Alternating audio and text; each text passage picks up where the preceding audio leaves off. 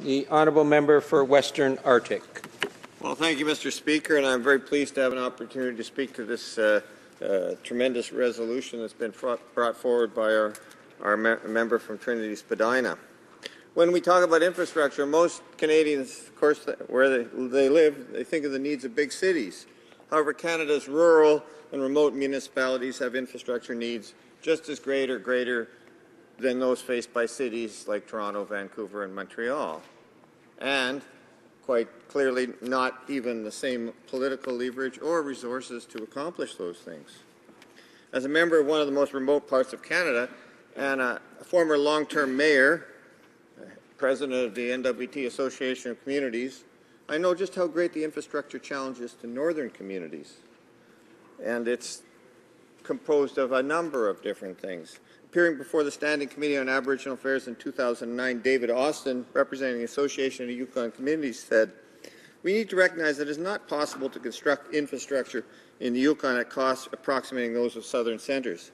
The shortness of the season, the lack of skilled tradespeople in some specific trades are factors. The distance from major markets, transportation costs for materials, and economies of scale are difficult to achieve in the Yukon's relatively small economy." His comments can be applied to the rest of the North, the Northern Territories, to the northern Aboriginal communities across the country, to northern parts of all the provinces. Probably 300 communities across Canada could be called rural and remote. The Northwest Territories capital, Yellowknife, currently has, and this is well documented, an infrastructure deficit of approximately $67 million, meaning that there's this much infrastructure that it's in dire need of replacement. And we live in a very difficult environment where the costs are high and where replacement becomes necessary because of climate change, because of the nature of where we're living. Yellowknife Mayor Mark Hike recently said, "I believe we need to invest more in maintaining our municipal infrastructure than we have in the past, and we need to carefully prioritize our capital projects to put more emphasis on critical infrastructure." So we're not talking about things that are just for the sake of aesthetics or for other simple things like that, but the things that are absolutely required to run a city, small city. We also need to be active in territorial and national lobbying efforts through the NWT. He went on to say, we also need to be active in territorial and national lobbying efforts through the NWT Association of Communities and the Federation of Canadian Municipalities to ensure that the territorial and federal governments are adequately assisting municipalities with the cost of addressing our infrastructure deficit. Just as Yellowknife probably helps out the rest of the country with its great mining industry located there, with the value per capita of the gross domestic product so high that right across northern Canada we're expected to be shouldering the burden of the GDP in this country to a greater extent than any other part of the country, and we need to have proper infrastructure to accomplish that. The 2008-2012 business plan of the Northwest Territories Department of Public Works and Services is even more direct about the infrastructure need in the territory, saying, "The fiscal realities that GNWT's infrastructure needs exceed by a wide margin its financial ability to address them. Therefore, the GNW is challenged to explore broad and innovative approaches to infrastructure planning, acquisition, usage, and maintenance." The only trouble, innovation can only go so far, and that is really, you simply need to invest. To meet the NWT's infrastructure need, the territorial government has had to borrow. Because of the borrowing limitations imposed by Ottawa, they've run into serious difficulties. The NWT Minister of Finance said in this year's territorial budget address a week or so ago, "Every dollar spent on infrastructure is borrowed money, bringing us closer to our borrowing limit and leaving no flexibility to respond to a potential economic downturn or make strategic investments to support economic development and grow our economy." So we're in the NWT's in a robbing Peter to pay Paul situation, and the future is not well taken care of. In Nunavut, the infrastructure deficit is just as great. The Nunavut government estimates that it will require $6 billion over the next 20 years to meet its existing infrastructure needs.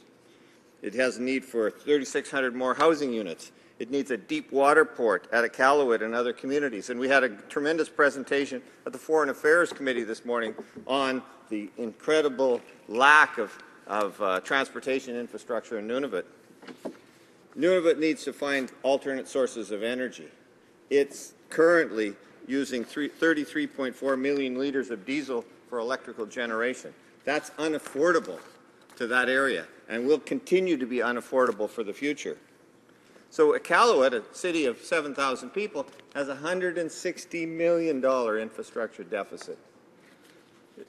They may be able to scrape together, as the mayor says, the $20 million they need for badly needed upgrades, but they can't even come close to addressing the issues that are in front of them.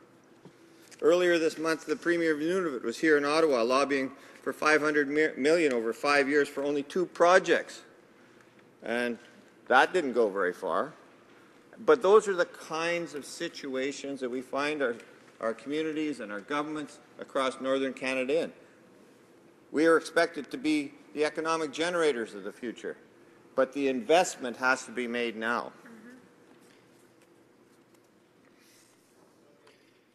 You know, it's unfortunate that politics comes into infrastructure investment. We need a clear strategy to move Canadian infrastructure into the 21st century. I served for 5 years on the Federation of Canadian Municipalities Green Municipal Fund Investment, and there was an opportunity across the country to identify good investment that made sense for the environment and made sense for the long-term cost to a community. That information is still available with this great organization, the Federation of Canadian Municipalities. We can make a difference with our infrastructure, but we have to take the proper steps. Improving infrastructure is more than just roads. It's more than ditches and dumps. It's more than those things. It's setting our communities up so that they can move to a green future.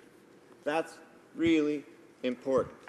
When you invest in something that is not sustainable, you've got that investment hanging around for 40 years making trouble for you. So we do need to be smart, we need to be clever, we need to invest in the proper things. And our municipalities across this country have taken the effort to understand how those investments are made and are likely to be the best ones to lead us forward in the future in making investments. So it's incredibly important that the federal government recognize the partnership that should be with the municipalities when it comes to investment in infrastructure.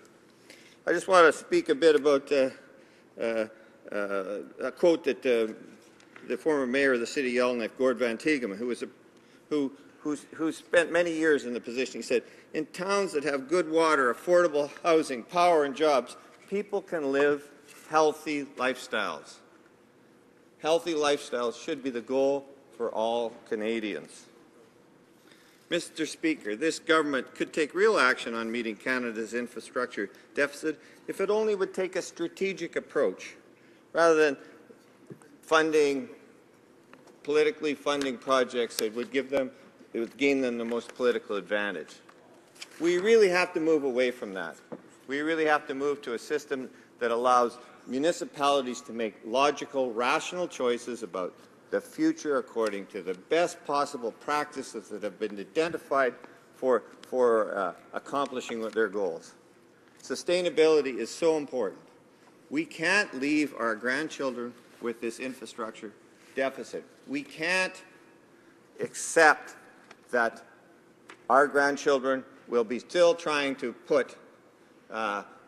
go to work in situations that are not cleverly thought out by this generation. This generation has a responsibility to leave something better than what we have to date. Mr. Speaker, that should be our goal here. I hope that the Conservatives across the way will support this resolution, that we can work unanimously to build a better Canada. Thank you very much.